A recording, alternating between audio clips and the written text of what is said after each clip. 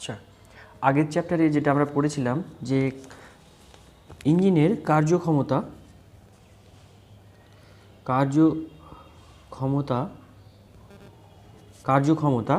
বা কর্মদক্ষতা,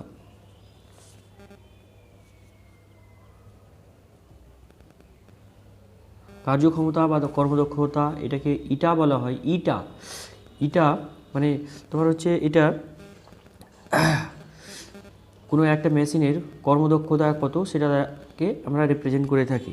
ঠিক আছে, তো এখান থেকে যেটা আমরা দেখতে পাচ্ছি সেটা হচ্ছে যে কর্মদক্ষতা নির্ভর করছে লো টেম্পারেচার রিজার্ভারের টেম্পারেচার এবং হাই টেম্পারেচার রিজার্ভারের টেম্পারেচারের রেশিওর ওপরে। ঠিক আছে, এখন যদি আমরা উৎসর যদি বা তোমার হচ্ছে যদি এখানে একটা জিনিস আমরা ধরে নিই যে টিএল ইজ ইকুয়াল টু, যখন আমরা শূন্য ধরে নেব অর্থাৎ কী হবে, মানে যখন আমরা লো টেম্পারেচার রিজার্ভারটাকে শূন্য ধরে নেব অর্থাৎ 0 কেলভিন, এখানে অবভিয়াসলি 0 কেলভিন যখন হবে তখন এখানে যদি শূন্য বসাই তাহলে ইটার মানটা পাওয়া যাবে 1। তার মানে এটা শূন্য হলে পুরোটা শূন্য হয়ে যাবে, এটা হয়ে যাবে 1। তাহলে সেক্ষেত্রে বলতে পারবো যে শোষিত তাপের 100% কার্যে রূপান্তরিত হবে। ঠিক আছে, এটা কিন্তু মানে সেকেন্ড ল কিন্তু বলছে না। সেকেন্ড ল বলেছিল, সেকেন্ড লর স্টেটমেন্টে এটা বলা হয়েছিল যে কোনো একটা ইঞ্জিন 100% কাজ করতে পারে না, কিন্তু যদি এটার মান 1 হয়ে যায় তাহলে সেক্ষেত্রে কিন্তু কার্য 100% হয়ে যায়। তো যেটা বলা হচ্ছে এখানে যে যেহেতু বাস্তবে তোমার টিএল এর মান 0 মানে পৌঁছানো কখনো সম্ভব নয়, কি বলা হলো যে বাস্তবে টিএল এর মান কখনোই 0 কেলভিনে পৌঁছানো সম্ভব নয়, আর তার জন্য মানে ইটার মানও কখনো 1 হবে না, মানে 1-এর নিচে হবে। ঠিক আছে, আচ্ছা এবার আমরা যেটা করব, কার্নের উপপাদ্য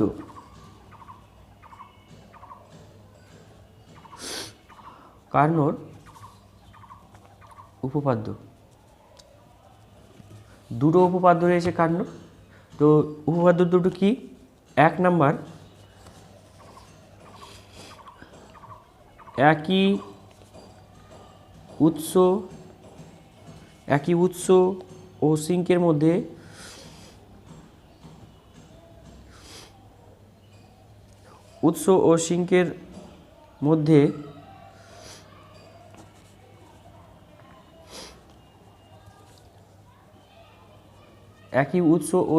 মধ্যে কর্মরত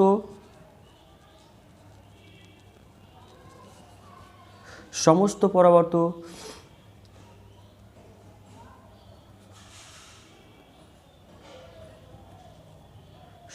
পরাবর্ত ইঞ্জিনের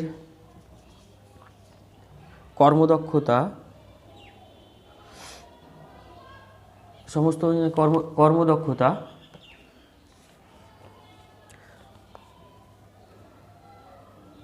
সমান হবে।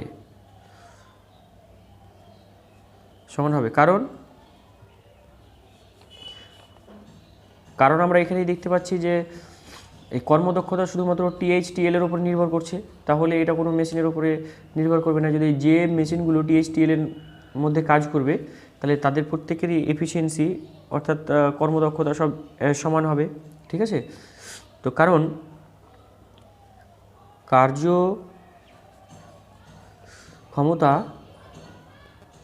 কার্যক্ষমতা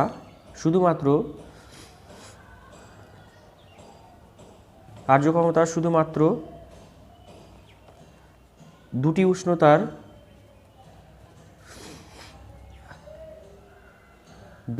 উষ্ণতার উপর নির্ভর করে। ঠিক আছে, এটা হলো কার্নের প্রথম উপপাদ্য, আমরা এখান থেকে দেখতেই পাচ্ছি। এবার আমরা কার্নের দ্বিতীয় উপপাদ্য করব। দ্বিতীয় উপপাদ্যটা কি? কার্নের দ্বিতীয় উপপাদ্য হচ্ছে কার্নোচক্রের সমগ্র প্রক্রিয়াগুলি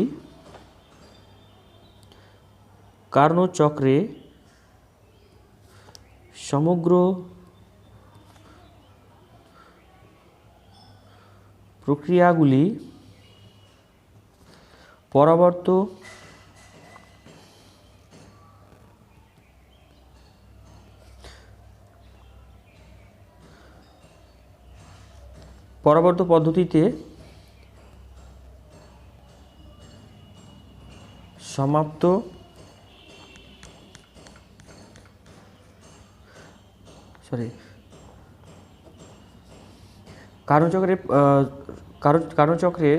কার্নোচক্র সমগ্র প্রক্রিয়াগুলি পরবর্তী পদ্ধতিতে সম্পন্ন হয়। ঠিক আছে, সম্পন্ন হওয়ায়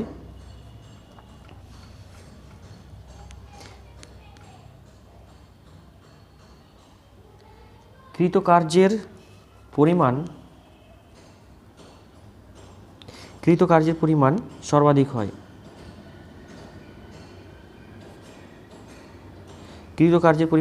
হয়। কিন্তু প্রকৃতপক্ষে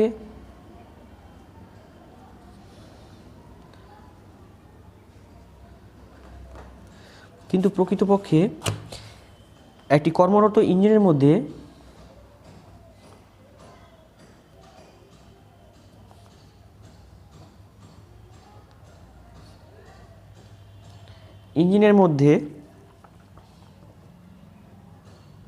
কিছু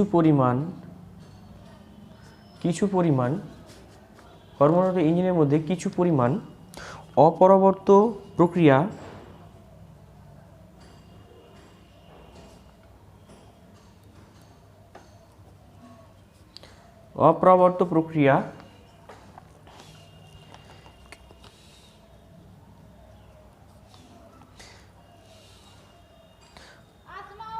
ক্রিয়া করে।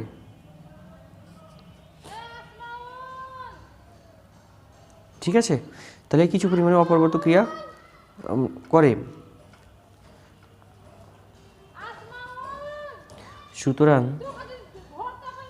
সুতরাং কার্নো ইঞ্জিনের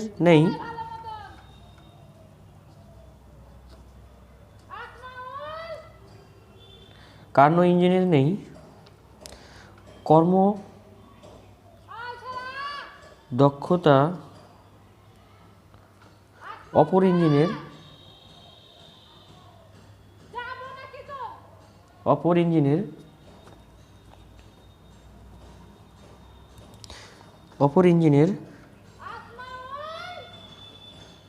হতে পারে না। ঠিক আছে, এটা ছিল কার্নো ইঞ্জিনের দ্বিতীয়। যেটা আমরা পড়ব এখন সেটা হচ্ছে কার্নো হিমায়ক, অর্থাৎ এসি নামে যেটা আমরা চিনি। ঠিক আছে, এটা হচ্ছে হিমায়ক। তো ওইটা কিভাবে কাজ করে? শীতল বস্তু থেকে টিএল, যার উষ্ণতা, ধরো ঘরের উষ্ণতা টিএল, তাহলে সেটাকে আমরা শীতল বস্তু বলছি। তার কারণ হচ্ছে বাইরে তো ঘরের উষ্ণতা থেকে বাইরের উষ্ণতা বেশি থাকে, যখন আমরা হিমায়ক চালাই তখন কি হয় না, শীতল বস্তু থেকে অর্থাৎ ঘর থেকে আরও কিউয়ের পরিমাণ তাপ নেই, আর হিমায়ক সেটা গ্রহণ করে। যখন আমরা কারেন্ট দিই তখন যখন চালিয়ে দেবো, হিমায়ক যখন চালিয়ে দেবো, তখন কি হবে না, কিউএল পরিমাণ তাপ গ্রহণ করবে। সেই তাপ তোমার হচ্ছে কিউএল পরিমাণ তাপ গ্রহণ করে কিউএইচ পরিমাণের তাপ কিন্তু পরিপার্শ্বিকের বায়ুতে ছেড়ে দেবে। ঠিক আছে, তো এই হচ্ছে হিমায়কের কাজ। তো এটা কাজটা কিভাবে করে, সেটা হচ্ছে 4টা স্টেপে করে। 4টা স্টেপ, কোন 4টা স্টেপ না, কার্নো চক্র যেটা আমরা পড়েছিলাম তার বিপরীত প্রক্রিয়াগুলো এখানে সম্পাদিত হয়। বোঝা গেল? তাহলে বিপরীত প্রক্রিয়া ওখানে দেখেছিলাম আমরা প্রথমে এইভাবে এই প্রসেসটা হয়েছিল, A to D হয়েছিল। সেখানে A to D এখানে বি পয়েন্ট লেখা ছিল, কিন্তু অ্যাকচুয়ালি সমষ্ণ পরাবর্ত সংকোচন এখানে ঘটছে। তো সেখানে প্রসারণ ঘটছে, সমষ্ণ পরাবর্ত প্রসারণ। কিন্তু এটা হচ্ছে লাস্ট স্টেপে, এবার ডি থেকে এর দিকে যাবে, উল্টো ঘটনা ঘটবে। লাস্ট স্টেপ ছিল এখান থেকে এটা, কিন্তু এখন এ টু বি এর দিকে এখন এইটা হচ্ছে অভিমুখটা। অর্থাৎ কার্নো চক্রের যদি বিপরীত অভিমুখে যদি চালনা করা হয় মেশিনকে, তাহলে আমরা কার্নো হিমায়ক পাবো। এটা হচ্ছে মূল কথা। তো এখন বিভিন্ন স্টেপগুলো কী কী না, এ টু বি হচ্ছে, এটা বুঝতেই পারছি অ্যাডাবেটিক প্রসেস অর্থাৎ রুদ্ধতাপীয় প্রসারণ, যেহেতু এখানে আয়তন বাড়ছে তার রুদ্ধতাপীয় প্রসারণ। এই প্রসেসটা বি টু সি, এই প্রসেসটা হচ্ছে সমষ্ণ পরাবর্ত সংকোচন। আর উল্টো প্রসেসটা মানে সি টু ডি, এখানে হচ্ছে রুদ্ধতাপীয় সংকোচন। আর ডি টু এ, এই প্রসেসটা হচ্ছে সমষ্ণ পরাবর্ত সংকোচন। তাহলে দুটো সংকোচন, এদিক থেকে এদিকে গেল সংকোচন, আর যখন আয়তন বাড়ছে তখন প্রসারণ। এ থেকে বিতে আসলেও আয়তন বাড়বে, যেহেতু এদিকে আয়তন বাড়ছে আর এদিকে প্রেসার ছিল আমরা জানি, তো আয়তন এদিকে বাড়বে, তার জন্য এটাকে প্রসারণ বলছি। তাহলে এ টু বি প্রসারণ, এটা প্রসারণ, মানে বি টু সিও প্রসারণ। তাহলে 1 নাম্বার যে স্টেপ, সেই স্টেপগুলোতে আমরা কার্যের পরিমাণ মানে ক্যালকুলেশন করব, হিটের পরিমাণগুলো ক্যালকুলেশন করব। স্টেপ ওয়ানে যে পরিমাণে কার্য হবে সেটা হচ্ছে মানে এটা যে জিনিসটা ঘটছে, প্রসেসটার নাম বলবো আমরা রুদ্ধতাপীয় প্রসারণ। রুদ্ধতাপীয় প্রসারণের পরিমাণ কিউ ইজ ইকুয়াল টু 0, আমরা জানি তাপের আদান প্রদান হয় না। তাহলে ডব্লিউ এখানে 1 নাম্বার প্রসেস ধরলাম, এটা 2 নাম্বার প্রসেস, এটা 3 নাম্বার প্রসেস, এটা যদি 4 নাম্বার প্রসেস হয়, তাহলে 1 নাম্বার প্রসেসে কৃত কার্য W1 ইজ ইকুয়াল টু কত হবে না, W1 is equal two temperature কোথা থেকে যাচ্ছে না, এখানে উপরে টেম্পারেচার TH, নিচে হচ্ছে TL। তাহলে TH টেম্পারেচার থেকে TL টেম্পারেচারে আসছে, তার মানে CV ইন্টু DT, এটা পরিমাণে কৃত কার্য। তাহলে W ইজ ইকুয়াল টু পেলাম CV ইন্টু TL, মানে আপার লিমিট মানে মাইনাস লোয়ার লিমিট TH হলো। তাহলে এখান থেকে আমরা পেলাম মাইনাস CV ইন্টু, এটাকে উল্টে দিলাম, দিয়ে মাইনাসটা নিয়ে আসলাম, TH মাইনাস TL, ব্যাস এটা পেয়ে গেলাম। এখন তোমার স্টেপ টু এ যেটা হচ্ছে 2 নাম্বার, স্টেপ 2 এ হচ্ছে দেখো সমষ্ণ পরাবর্ত সম্প্রসারণ হচ্ছে। তাহলে এটা বলবো সমষ্ণ পরাবর্ত সম্প্রসারণ। ঠিক আছে, সমষ্ণ পরাবর্ত সম্প্রসারণের জন্য এই যে QL পরিমাণ তাপ কিন্তু সিস্টেমে ঢুকছে শীতল বস্তু থেকে, তাহলে এর পরিমাণটা কত, এর পরিমাণটা হচ্ছে -W2। কিভাবে হলো, তার কারণ হচ্ছে আমরা জানি যে সমষ্ণ পরাবর্ত প্রক্রিয়ার জন্য ডেল ইউ এর পরিমাণ 0 হয়। এর আগে জিনিসটা বলা হয়েছে, সমষ্ণ প্রক্রিয়ার ক্ষেত্রে এটা পাওয়া যায়, del U is equal to 0। তাহলে মানে ফার্স্ট ল অফ থার্মোডাইনামিক্স থেকে জানি আমরা del U is equal to Q D bar Q plus D bar W, এই সূত্র আমরা জানি, sorry D U is equal to, তাহলে এখান থেকে আমরা পাই যে এটা যদি শূন্য হয়ে যায় তাহলে এটা সমান সমান -W হয়ে যাবে, তার কারণে এটা পাচ্ছি আমরা। ঠিক আছে, তো যাই হোক, এখন ডব্লিউর পরিমাণ W2 ইজ ইকুয়াল টু কত, এখান থেকে আমরা W2 ইজ ইকুয়াল টু পেতে পারি -NRT, কত আছে TL ln final volume minus initial volume, final হচ্ছে V3, ইনিশিয়াল হচ্ছে V2। ঠিক আছে, এটা পেলাম। তাহলে যদি QL এর পরিমাণ কত রয়েছে -W, তাহলে ডব্লিউটাকে এখানে নিয়ে আসলে পড়ে থাকে NRTL ln V3 by V2, তাহলে এখানে পেয়ে গেলাম QL is equal to NRTL ln V3 by V2, ব্যাস এটা হয়ে গেল। এবার আমরা পড়ব তৃতীয় স্টেপটা, 3 নাম্বার স্টেপ 3। স্টেপ 3তে যেটা আমরা দেখতে পাচ্ছি সেটা হলো যে, একটু খেয়াল করি, স্টেপ 3তে যেটা হচ্ছে এখান থেকে এখানে যাচ্ছে, তার মানে অ্যাডাবেটিক সংকোচন হচ্ছে। ঠিক আছে, তার মানে রুদ্ধতাপীয় সংকোচন। তাহলে এবার আমরা ওটা দেখি, রুদ্ধতাপীয় সংকোচন।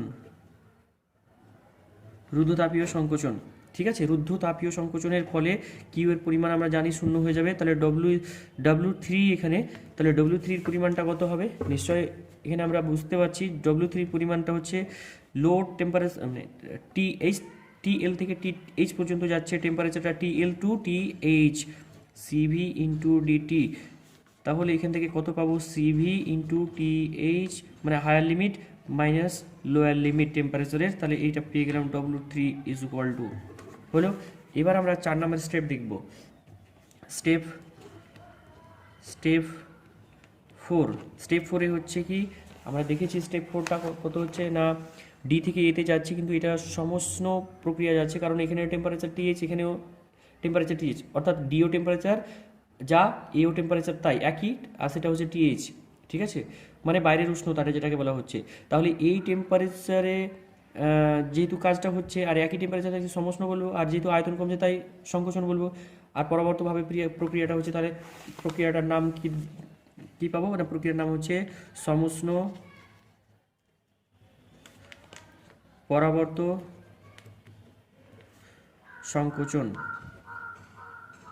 ঠিক আছে, সমষ্ণ পরাবর্ত সংকোচন। তাহলে এই ক্ষেত্রে কিউ এর পরিমাণটা কত হবে? সমষ্ণ প্রক্রিয়ার জন্যই আমরা জানি কি, এখানে যেহেতু কিউ এইচ পরিমাণ তাপ ছেড়ে দিচ্ছে, তাহলে এটা হচ্ছে মাইনাস ডব্লিউ 4 হবে। আবার ডব্লিউ 4 ইজ ইকুয়াল টু কত পাবো? Minus N R T H, যেহেতু টেম্পারেচার এখানে টি H, L N V1/V2, sorry এখানে V1 আর এখানে হচ্ছে V4, তাহলে V1/V4। ঠিক আছে, তাহলে আমরা কিউ এইচ এর পরিমাণ কত পেলাম? N R T H L N V1/V4 এটা পেলাম। ঠিক আছে, এখন যেটা আমরা করব সেটা হচ্ছে টোটাল ওয়ার্ক, মানে মোট কার্য W T is equal two কত? W1 plus W2 plus W3 plus W4। এখন মানে চারটা স্টেপে কৃত কার্যের পরিমাণগুলোকে যদি যোগ করি তাহলে পেয়ে যাব। তাহলে W1 এর মান ছিল N R T L N V2/V1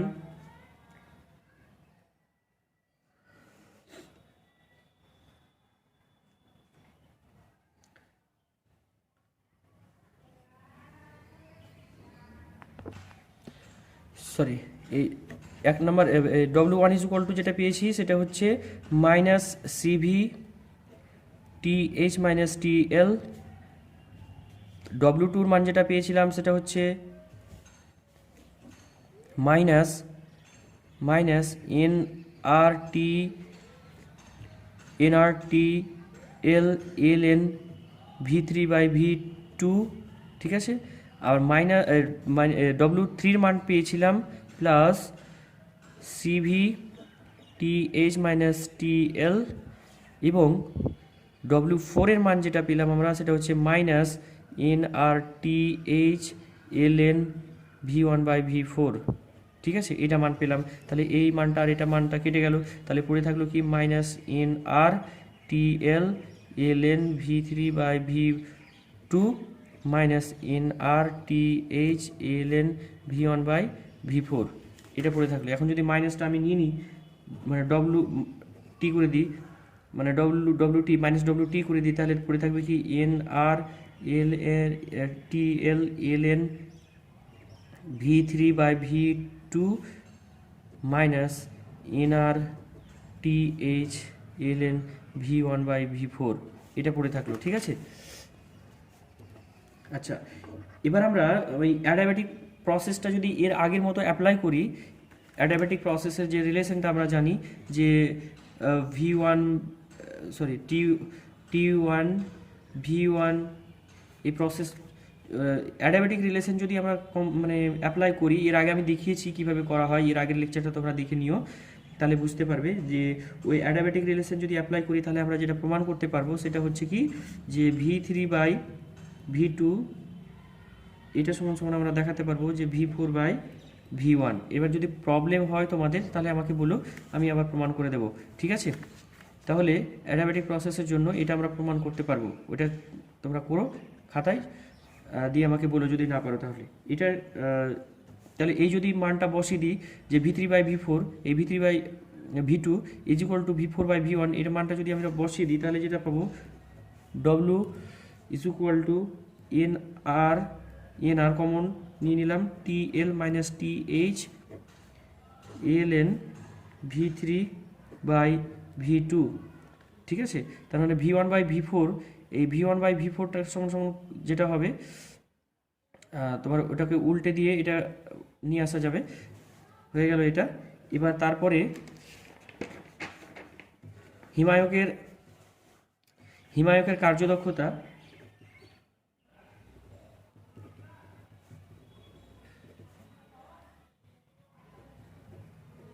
হিমায়কের কার্যদক্ষতা eta is equal two কত? শীতল বস্তু থেকে গৃহীত তাপ, শীতল বস্তু থেকে গৃহীত তাপ ডিভাইডেড বাই সিস্টেমের উপর প্রযুক্ত বা সিস্টেমের উপর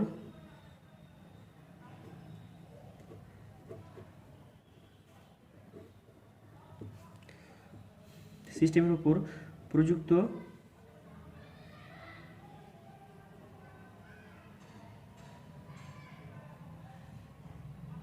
সিস্টেমের উপর কৃতকার্য।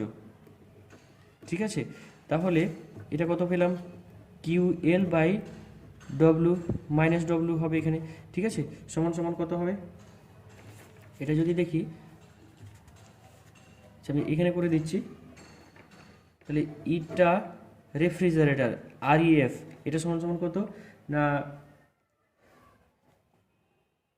এখানে মাইনাস হবে, মাইনাস ডব্লু তো এই মানে টোটাল ওয়ার্ক হয়েছিল, তার উপরে আবার মাইনাস দিতে হবে, তার কারণ হচ্ছে সিস্টেম দ্বারা কৃতকার্য, তার অ্যাকচুয়ালি প্লাস চলে আসবে।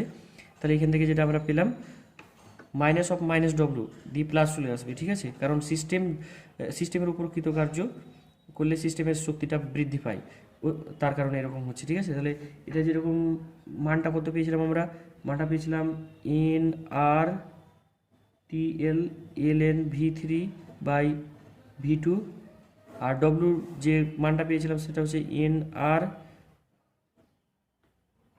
NRTL minus TH into ln V3 by V2।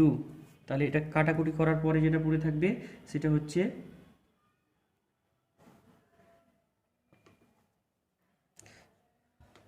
হচ্ছে মাইনাস